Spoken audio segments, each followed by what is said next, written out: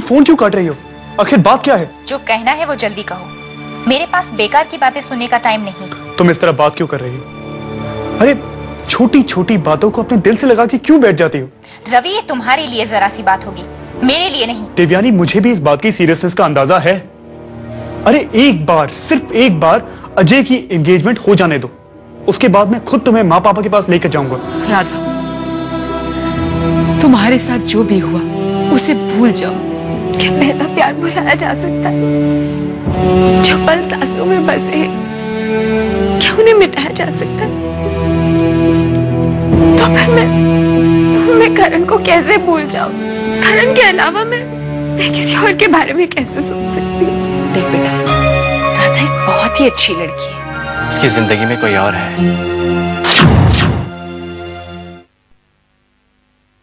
उसकी जिंदगी में कोई और है। क्या? ये तो क्या कह रहा है? हाँ माँ, ये सच है और इस सच्चाई का सामना करना पड़ेगा हमको। मैं राधा से शादी नहीं कर सकता क्योंकि वो किसी और से प्यार करती है। ऐसा नहीं हो सकता। देख, तुझे कोई गलतफहमी हुई है। देवराज भाई साहब हमसे झूठ नहीं बोल सकते। काश कि ये झूठ होता, काश कि तुम जो कह रही हो वो सच होता, लेकिन ऐसा हुआ नहीं मां। देवराज अंकल सारी सच्चाई जानते हैं, लेकिन वो हिम्मत नहीं जुटा पाए आपसे बताने की। अगर आपको अभी विश्वास नहीं है मेरे पर, तो मेरे पास उस लड़के की तस्वीर है जिससे राधा की शादी होने वाली है।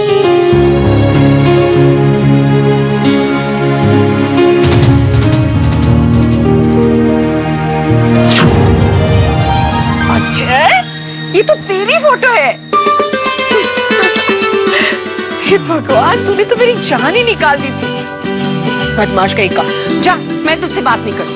अरे माँ, इतना जल्दी नाराज हो गई? अब भाई इतनी अच्छी खबर ऐसे थोड़ी सुना देता। I love you। अच्छा, अब छोड़ मुझे, तेरे पापा को जल्दी से एक खुशखबरी देकर आती हूँ।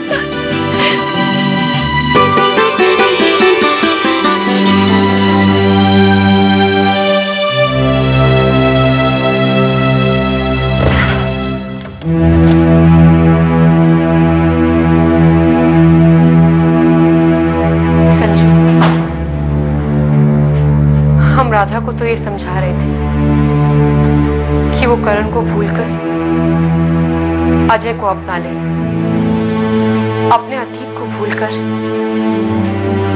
आज को अपना ले। पर क्या अपने प्यार को, उसकी यादों को भुलाना इतना आसान है? नहीं संजू, राधा इतनी आसानी से करण को नहीं भुला पाएगी।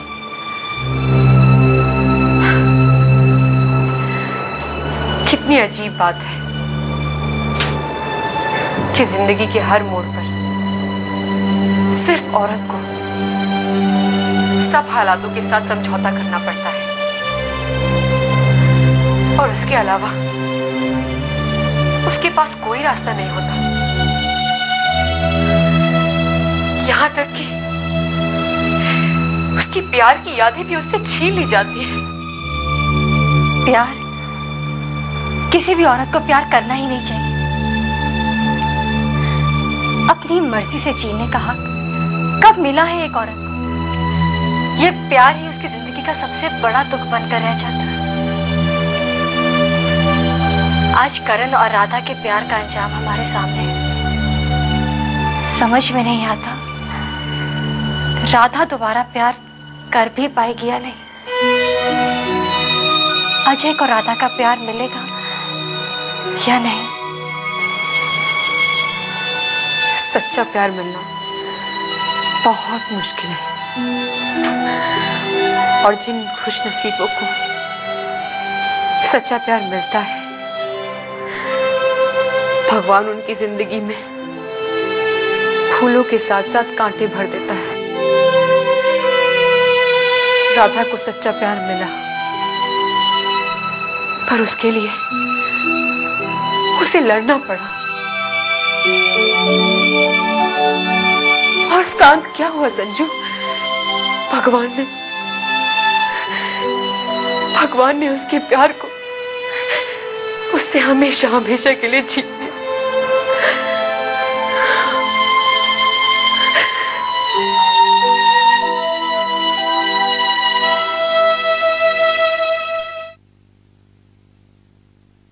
अनु, मैं अपने प्यार और सपनों को पाने के लिए कुछ भी कर सकती हूँ।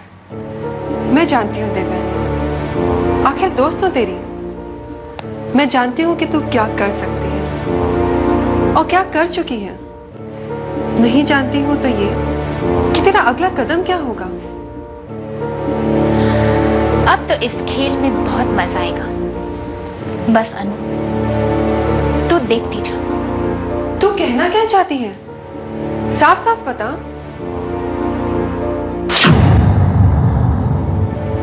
तो सुन, अब मैं ऐसा कुछ करने जा रही हूँ जिसकी वजह से रवि और उसकी फैमिली वालों की जिंदगी में एक तूफान आ जाएगा। बिजली गिर पड़ेगी उन पर।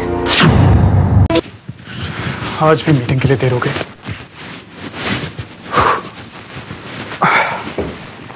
आज तो तू गया रवि, जल्दी कर चल। अरे मेरा मोबाइल, माँ मेरा मोबाइल। ला रही हूँ। कहीं भी छोड़ देता है, वहां टीवी के पास पड़ा हुआ था। अच्छा सुन, आज ऑफिस से जल्दी आना, याद है ना? आज देवराज भाई साहब के यहाँ जाना है। अजय और राधा की सगाई है। मुझे सब याद है माँ, अब मुझे देर हो रही है, मुझे निकलना होगा। अब किसका फोन है यार? हेलो। हेलो रवि, मैं अनु बोल रही हूँ। तुम जल्दी लाइफ केयर हॉस्पिटल में आ जाओ। देवयानी ने सुसाइड करने की कोशिश की है। क्या? किसका फोन है रवि? किसका फोन था? देवयानी? क्या हुआ उसे? देवयानी ने आत्महत्या करने की कोशिश की। आत्महत्या? इसके जिम्मेदार पापा हैं। ये तो क्या कह रहे रवि? तू होश में तो है? आज तक होश में नहीं था माँ, आज होश में आया। पापा ही जिम्मेदार है देवयानी की इस हालत के। उनकी जिद ने आज देवयानी को मौत के मुंह में धकेल दिया। रवि! उन्होंने ये भी नहीं सोचा कि देवयानी के पेट में जो बच्चा पल रहा है वो उनके बेटे का है। आज उनकी जिद की वजह से एक नहीं दो जिंदगियां मौत के मुंह में है।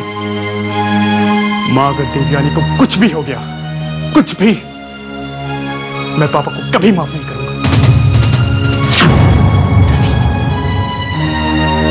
रवि सुन तो।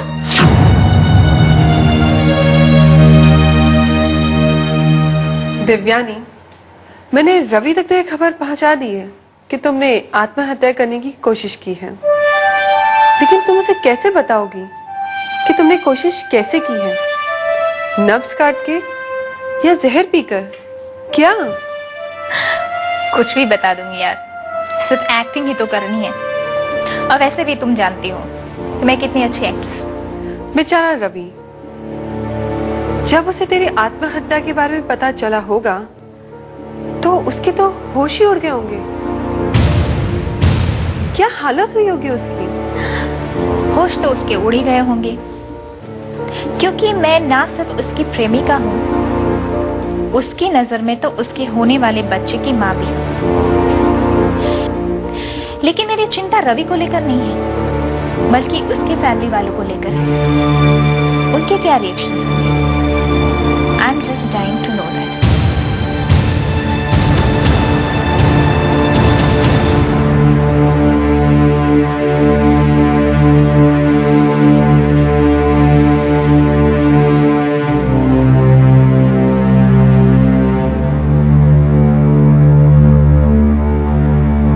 कविता, ये देखो, सगाई की सारी शॉपिंग कर ली और आज तो मैंने ललिता को भी गाइड किया। देखो, गाइड नहीं किया, टेंशन ही टेंशन दे दी, कसम से।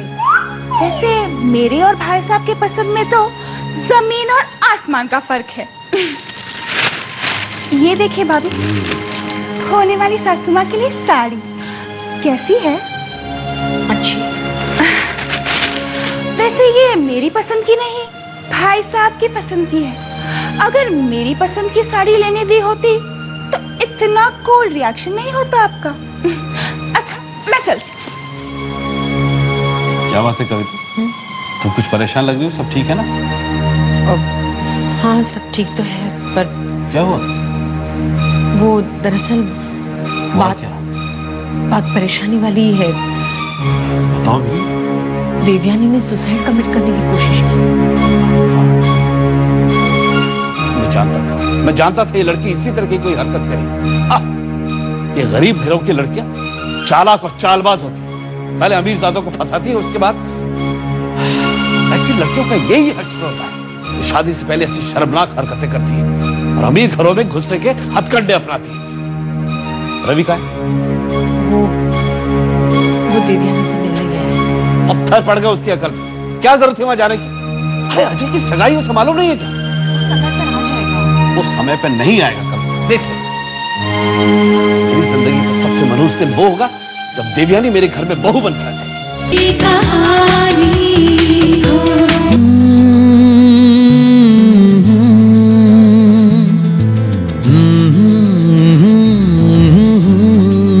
अरे वाह जय बेटा, बड़े रोमांटिक गाने सुन रहे हो। कहीं मैंने आके तुम्हें डिस्टर्ब तो नहीं किया? नहीं बुआ, ऐसी कोई बात नहीं है।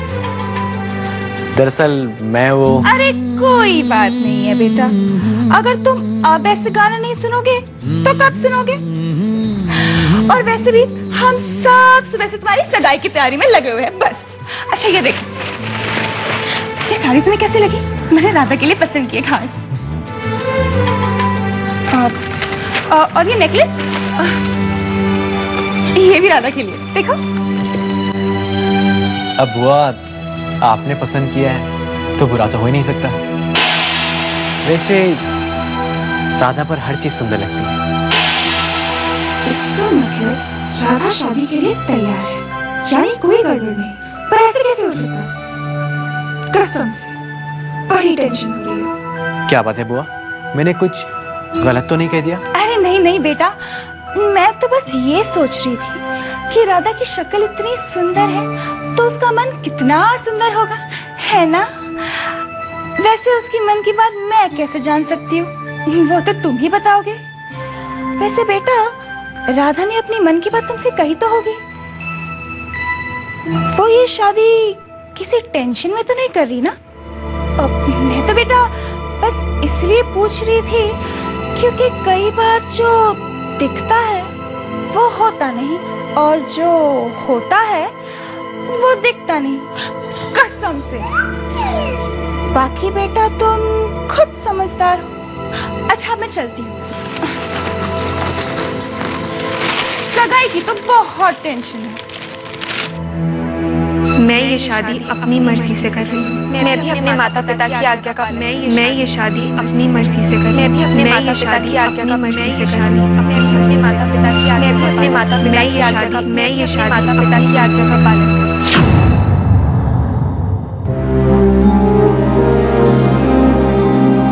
शी इज ऑल राइट, लेकिन इनको आराम की सख्त जरूरत है। Thank you.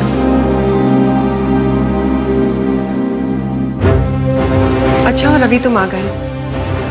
दिव्यानी की तबीयत अभी थोड़ी स्टेबल है, लेकिन डॉक्टर ने कहा है कि उसे रेस्ट की जरूरत है और उसे किस बात का टेंशन नहीं होना चाहिए। इसे तुम भगवान का करिश्मा ही समझो कि इस वक्त मैं दिव्यानी के साथ थी, नहीं तो पता नहीं क्या हो जाता। मैंने दिव्यानी को पुलिस के झमेले से तो बचा ही लिया है और इसके फैमिली मेंबर को भी इसके सुसाइड अटेम्प्ट के बारे में कुछ नहीं बताया। अब तुम्हें इसका ध्यान रखना है, ठीक है दिव्यानी? Take care. क्या है ये सब? ये करने से पहले तुम्हें मेरा, हमारे होने वाले बच्चे का जरा भी ख्याल नहीं है? देवयानी मैं तुमसे बात कर रहा हूं, जवाब दो। क्या क्या जवाब दूं तुम्हें? तुम होते कौन है मुझे पूछने वाले कि इतना बड़ा कदम कैसे उठा लिया? तुम लगते क्या हो मेरे? देवयानी मैं तुमसे प्यार करता हूं, क्या मेरा इतना भी हक नहीं? हक? किस हक की बात कर रहे हो तुम? जब तुम मेरी तकलीफ ही नहीं समझते हो तो तुम्हें सवाल पूछने का भी कोई हक नहीं है। और ये नाटक करना बंद कर दो रवि, क्योंकि मैं जानती हूँ कि तुम्हें मेरी कोई परवाह नहीं है। अगर परवाह होती तो अब तक अपने पेरेंट्स से हमारी शादी की बात कर चुके होते। तुम फिर वही बातें लेकर बैठ के देवयानी। किस बात से घबरा रही हो तुम? क्या तुम्हें मुझ पर विश्वास नहीं? अरे मैं तुमसे ही शादी करूंगा, भरोसा रखो मुझ पर। कैसे भरोसा कर लूं रवि मैं? जो तुमने सपने दिखाए थे, जो तुमने मुझसे वादे किए थे, वो एक एक करके सारे बिखर रहे हैं। हर पल में बस एक ही डर लिए जिंदा हूं कि कहीं मेरी प्रेगनेंसी के बारे में किसी को पता ना चल जाए। मेरी जिंदगी के बारे में ऐसा तो नहीं सोचा था मैंने। रवि, ये जो कुछ भी मैं झेल रही हूँ सिर्फ तुम्हारी वजह से झेल रही हूँ। तुम मेरी तकलीफ समझते क्यों नहीं हो? क्यों नहीं? मैं समझता हूँ देवयानी, मैं सब कुछ समझता हूँ, लेकिन तुम भी तो समझो। जब मैंने राधा से शादी करने के लिए घर में इनकार किया था तो पापा को हार्ट अटैक आ गया था। अभी वो पूरी तरह हेल्दी नहीं हुए हैं।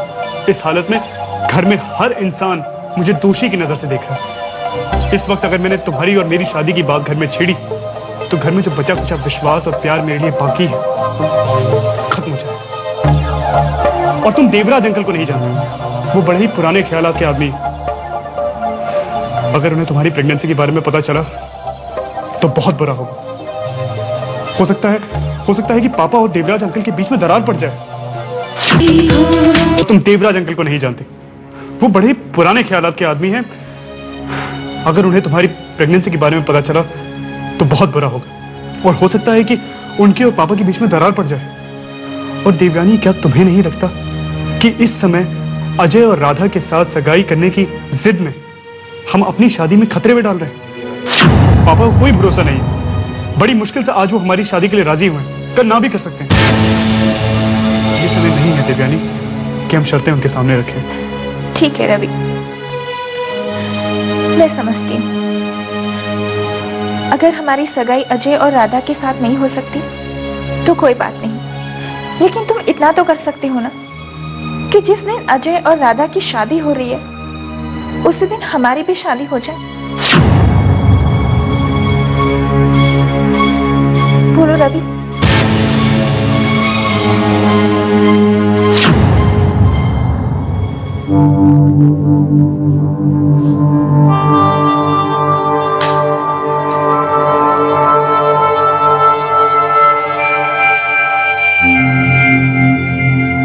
आप इतना परेशान क्यों हैं? मंगला, मेरी परेशानी हमारी अपनी बेटी है।